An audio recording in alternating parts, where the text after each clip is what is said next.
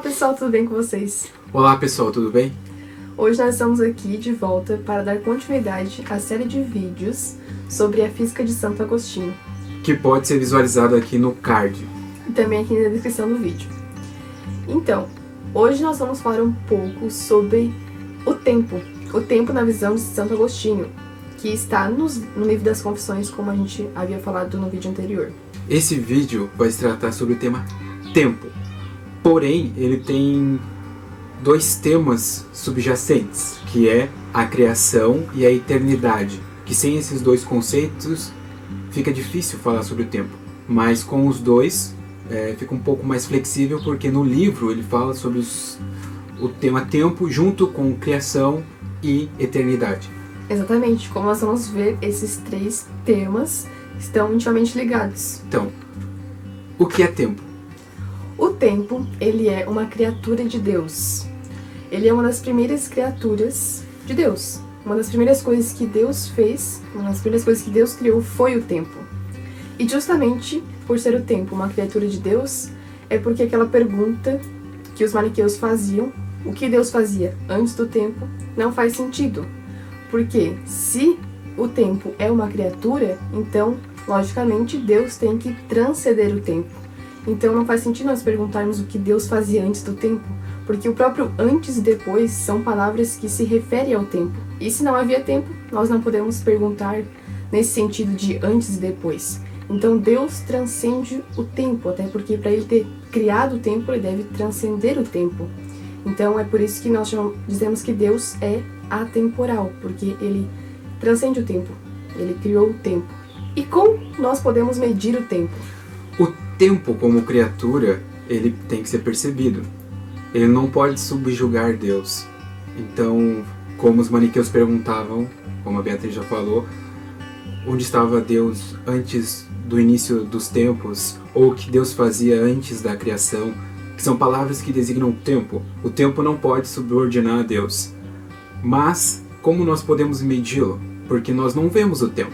Nós vemos o reflexo do tempo nas outras coisas, como o dia e a noite, como as horas. Nós medimos o tempo.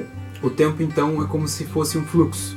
Nós não vemos o início e não vemos o final. Nós vemos a variação, a mudança.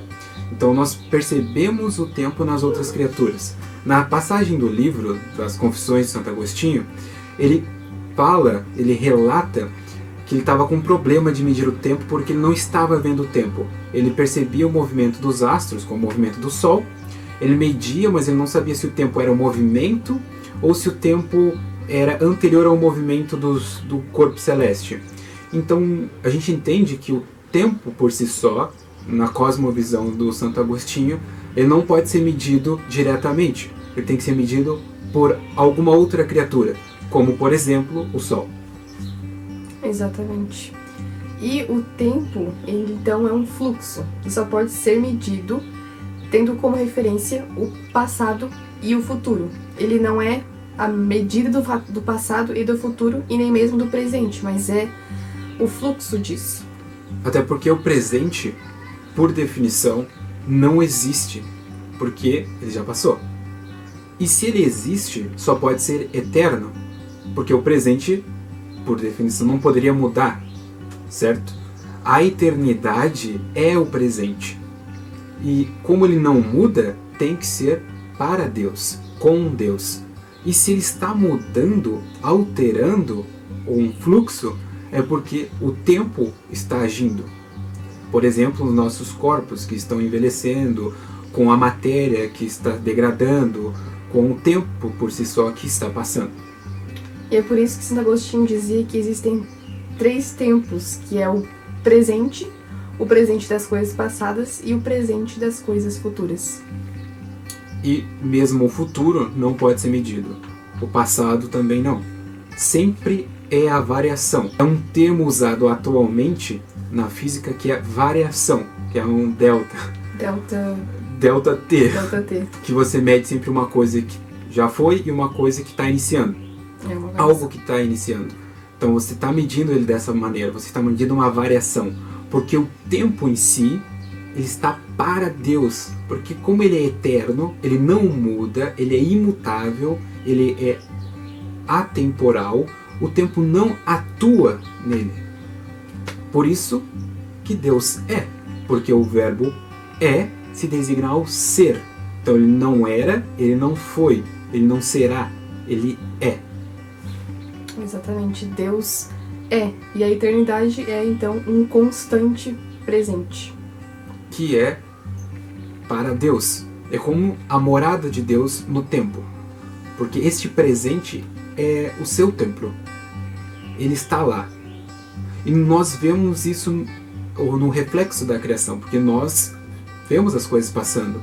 Nós entendemos que é o tempo psicológico, nós vemos as coisas alterarem, certo?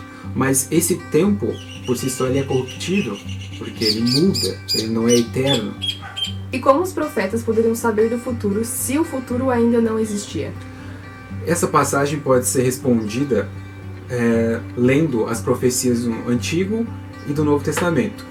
Porém, a profecia de São João, no livro das Revelações, o mais conhecido Apocalipse, pode ser respondida de forma muito clara. Ainda melhor no capítulo 12 do Apocalipse. Apareceu em seguida um grande sinal no céu. Uma mulher revestida do sol, a lua debaixo dos seus pés e na cabeça uma coroa de 12 estrelas. Estava grávida e gritava de dores, sentindo as angústias de dar à luz. Depois apareceu outro sinal no céu, um grande dragão vermelho, com 7 cabeças e 10 chifres, e nas cabeças 7 coroas. Varria com sua cauda uma terça parte das estrelas do céu, e as atirou à terra. Esse dragão deteve-se diante da mulher que estava para dar à luz, a fim de que, quando ela desse à luz, lhe devorasse o filho. Ela deu à luz um filho, um menino, aquele que deve reger todas as nações pagãs com cetro de ferro. Mas seu filho foi arrebatado para junto de Deus e do seu trono. A mulher fugiu então para o deserto, onde Deus lhe tinha preparado um retiro para aí ser sustentada por 1260 dias. Essa passagem é muito importante porque nós percebemos o jeito que o profeta descreve. Por quê?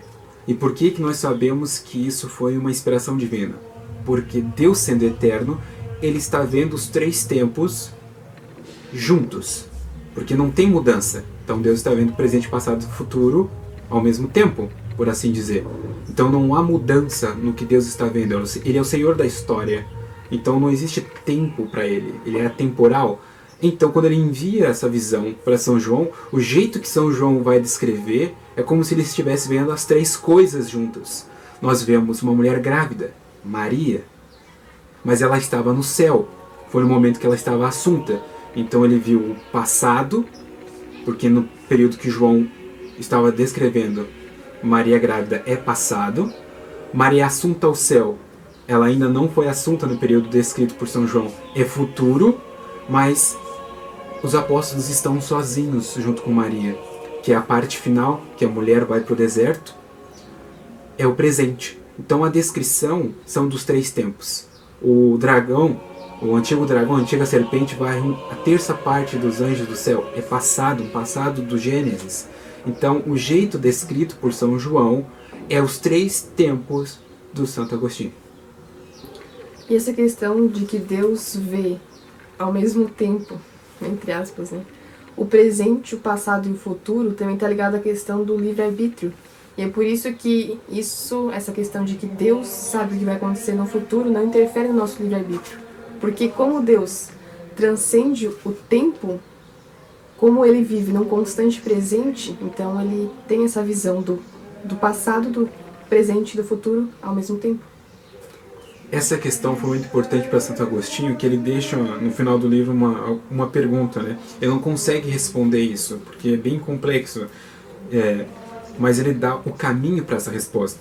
É a pergunta número 25 do livro 11. Mas tu, soberano de tua criação, de que maneira ensina às almas os eventos futuros? De fato os ensinastes a teus profetas? De que maneiras ensinas os eventos futuros, se para ti nada é futuro? Ou então ensinas algo presente sobre o futuro? Porque o que não é, não pode ser ensinado. Essa maneira está muito longe de minha vista, é poderosa demais. Não chegarei a ela por mim, mas chegarei por ti, quando tu o concederes doce luz dos meus olhos ocultos. Então ele deixa claro aqui que ele não sabe, mas que o modo como tem que ser vista tem que proceder de Deus. Então tem que ser vista como Deus viria. Por isso que é muito difícil entender as passagens do Apocalipse. E por isso existem muitas heresias ditas sobre o livro Revelações. É verdade. E no livro Confissões ainda, Santo Agostinho faz uma pergunta, que é a pergunta que já foi meio que respondida, mas é importante para começar este tema. Que fazia Deus antes de criar o céu e a terra? Com efeito, se permanecia ocioso e não fazia nada, por que não se manteve assim em seguida e não se absteve da obra? Ele criava o próprio tempo. Então, essa vontade de Deus não pode ser antes dele. Porque se a gente fala que é antes, o tempo precede Deus. Isso não é verdade, porque, como diz no livro do Gênesis, no capítulo 1, no princípio, Deus fez o céu e a terra. É uma vontade dele. É inerente a Deus criar. O ato criacional não pode ser antes dele. Porque se é antes, o tempo precede Deus, o ato precede Deus, e não é a vontade dele. Então o ato criacional não seria de Deus. Mas o ato criacional precede o tempo. E Deus faz antes do tempo. Por isso, princípio. Deus faz no princípio. Mas Cristo é o verbo de Deus. No princípio era o verbo. E o verbo estava com Deus. E o verbo era Deus, citando São João. Então, Cristo estava junto com ele no ato criacional. É, porque Deus cria através da palavra. Quando Deus fala, a criação acontece. E para que Deus criasse, era necessário um meio. E esse meio era o próprio Cristo. Então, a segunda pessoa da Trindade também é externa ao tempo. A terceira pessoa, que é o Espírito Santo, que pairava sobre as águas, também é externa ao tempo. Nós percebemos ali que a Trindade é externa ao tempo. É eterna.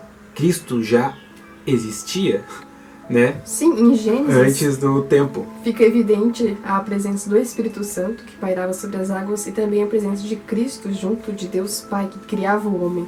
Façamos o homem à nossa imagem e semelhança. Então, exatamente. A Santíssima Trindade estava presente no ato da criação. E a pergunta que Santo Agostinho faz é: esta palavra, este verbo, sai de uma voz humana? Há matéria antes do tempo? Essa matéria, porque Jesus, ele é puramente humano e puramente divino. Sendo, portanto, teria matéria antes do tempo? Teria uma massa antes do tempo? Essa e outras perguntas só no próximo vídeo. Essa questão da matéria e espaço, por exemplo, onde estava Deus antes da criação? Onde estava Deus antes da criação? E se Jesus estava com ele, e de fato estava, e Jesus é puramente humano e puramente divino, porque ele é a ligação entre Deus e a humanidade, significa que Jesus tem uma matéria, ele tem um corpo. E essa matéria existia antes do tempo? Ou Deus vai fazer depois? Ou Jesus antes era só espírito? Que depois nós vemos, quando Jesus ascende, que ele ascende de corpo e alma. O corpo dele é eterno. Existe um lugar externo ao nosso universo que tem uma matéria que não é corruptível, que não se degrada, que não morre, que é gloriosa.